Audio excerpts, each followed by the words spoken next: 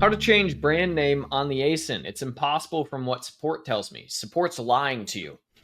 The amount of people that just get absolutely crap information from support and then being like, no, you can't do that. And I will be like, hey, we've done it a million times.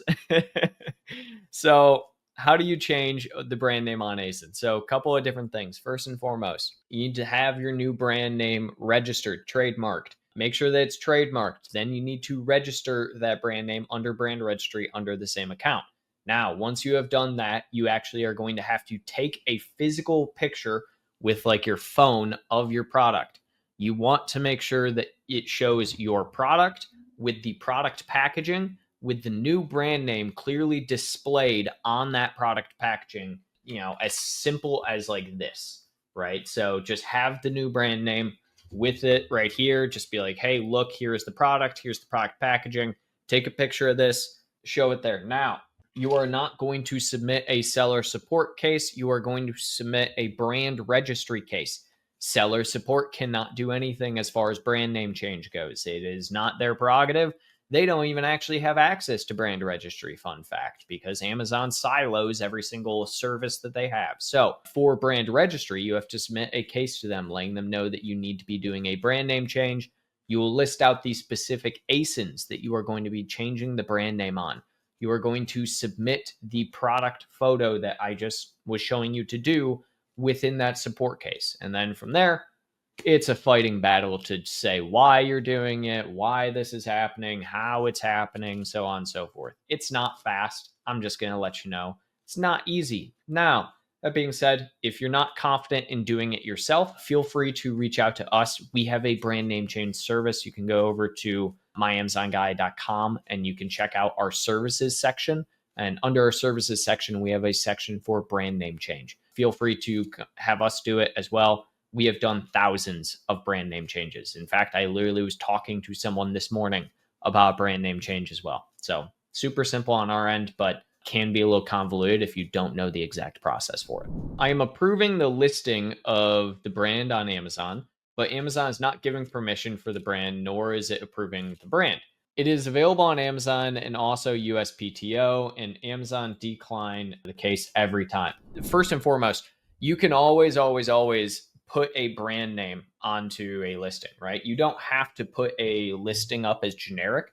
You can always put a brand name on a listing, but there is a difference between a listing having a brand name and it being attached to a brand, because it being attached to a brand is brand registry, whereas it just having a brand name does nothing. It just shows what the brand name is. Now, if we are looking at what to do in this situation, if you are not able to get approval for a brand, it likely means that there is something wrong with the trademark. Now, if potentially the products you are putting up are attached to a different brand registry, that's also possible, is that someone already has a brand registry close enough to your brand. Similar things that I've seen happen where someone has a little too generic of a brand name, let's say, something like General Balloons. And then you have the brand name The General's Balloons, right? Those are too similar. Amazon's not going to allow those two brand registries to exist at the same time. If you have too general of a brand registry or too general of a trademark, Amazon will not allow it. Like I can't,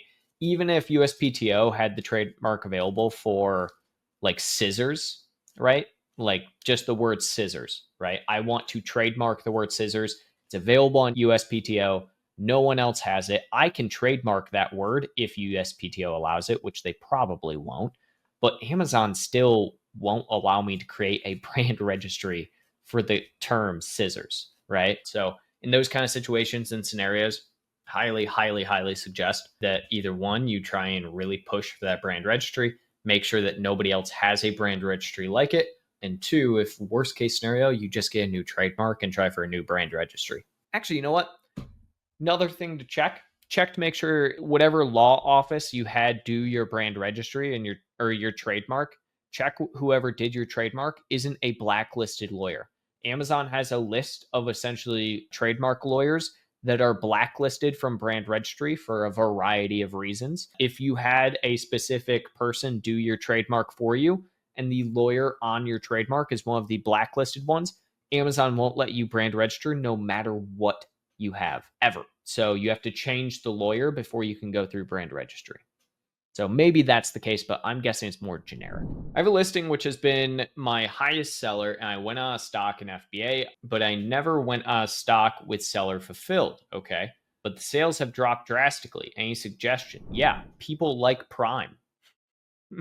So FBA and Prime, it's just good, right? So the difference is you get a Prime badge. First off, the Prime badge in general is a huge converting factor.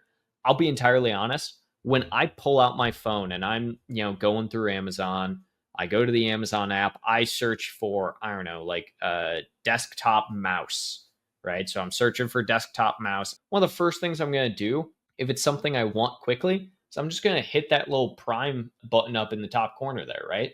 Like that's just going to make it so that I immediately am getting Prime. So that's your first and foremost thing. Secondarily, Amazon has a lot of warehouses across the country. The reason that they can get sometimes same day is because they have products in California, they have it in New York, they have it in Michigan, they have it all over the place, right?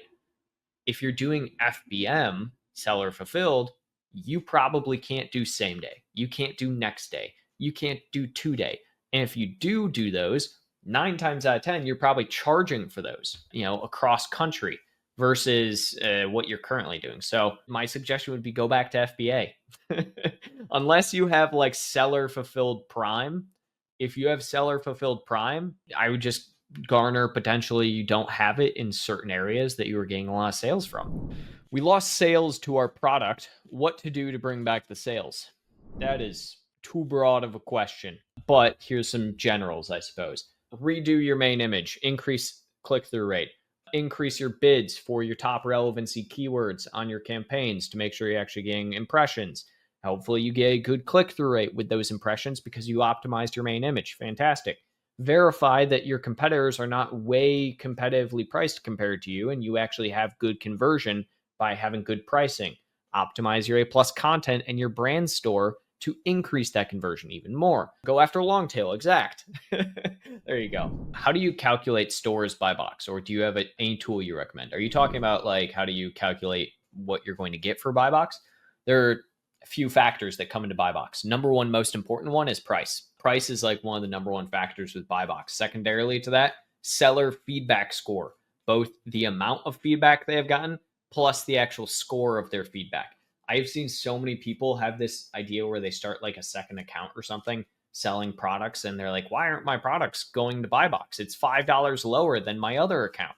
And it's like, well, one, you shouldn't do that, but so you do. Two, it's because your other account has 20,000 feedback and is rated 4.7, right? So those are kind of two of the main things is seller feedback. Now, obviously account health issues, IPI score, things like that always come into account with buy box as well. Are you Prime? Are you seller fulfilled? Is there a specific tool to recommend for buy box? No. I mean, the only thing is, are you curious like how often they're getting the buy box? Because Amazon just tells you that on the homepage. Just go to the Amazon homepage. It's right here, featured offer, buy box. You can always just go here for this and it'll tell you what the featured offer has been for your product. Hey, new to Amazon and new subscribers, we haven't started yet, but read so many horror stories of getting banned on Reddit.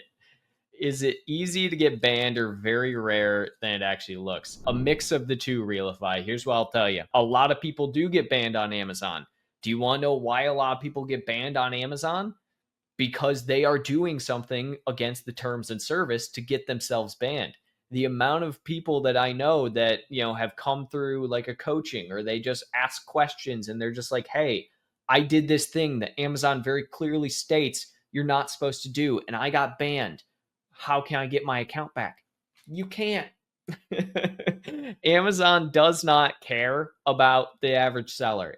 They don't. Amazon doesn't care about the seller at all. They are the most customer centric. It is why we have designed ourselves as the most seller centric. It's all of us versus Amazon, right? So here's what I'll tell you. Like the most common things people get banned for are review manipulation. If you're going to sell a product, don't send that product directly to a bunch of friends and family and have them give you a 5-star review. Simple as that. Don't buy your reviews. Don't purchase reviews. Simple as that. If you are going to, sell a product, don't sell that product as like a drop ship from Walmart. that will get you banned, unless you do like the workaround thing where you like brown box it and stuff like that. That will be fine then. Don't put up a bunch of products that you're going to get IP complaints for. Don't sell counterfeit goods. These are super common things that people constantly do still, and I don't know why. And then they go to Reddit and they complain about getting banned or suspended. Now, are suspensions common? Yeah. Amazon suspends people all the time for stuff that is just BS claims, but the only people who truly get suspended and never get out of suspension are people who deserve to be suspended. Simple as that. Oh, another one. Don't buy your competitor's product and then review it with a 1-star review. The amount of people that have done that and get banned is crazy.